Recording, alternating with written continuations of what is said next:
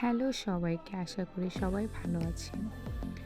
তো যারা আমার ভিডিওটা দেখছেন প্লিজ সাবস্ক্রাইব করে দিবেন। তো আজকে আমি দেখাবো নুডলস রান্না রেসিপি। তো প্রথমে ফ্রাই প্যান গরম জল করে নিয়েছি। নেওয়ার পর গরমটা একটু জলটা ফুটে উঠলে আমি দিয়ে দেব কোকোলা নুডলস। এক প্যাকেটের অর্ধেক ছিল, আমি যেহেতু একাই খাবো তো আমি এটা করেছি।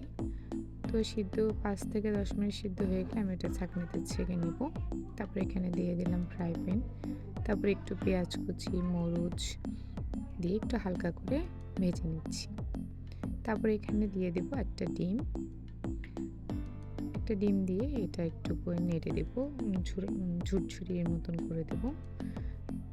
দেওয়ার পরে এখানে আমি যে ম্যাগি নুডলসটা সিদ্ধ করে রেখেছি, তারপরে এটাকে আমি ঢেলে দেব।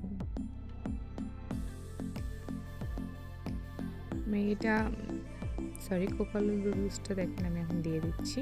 দিয়ে এখানে দিয়ে দিব যে মশলাটা আছে, মশলাটা দিয়ে দিব, পরিমাণ মতন লবণ দিয়ে দেব। দিয়ে হালকাভাবে আমি আরও একটু এখানে 5 থেকে 6 মিনিট ভালোভাবে নেড়ে ছেড়ে এটাকে ভেজে নেব। তো ভাজা হয়ে গেলে আপনারা এটা বিকেলে নাস্তা হিসেবে, সকালে নাস্তা বা বাচ্চাদের টিফিনে আপনারা এটা দিতে পারেন, যে যেভাবে আপনারা ট্রাই করতে পারেন।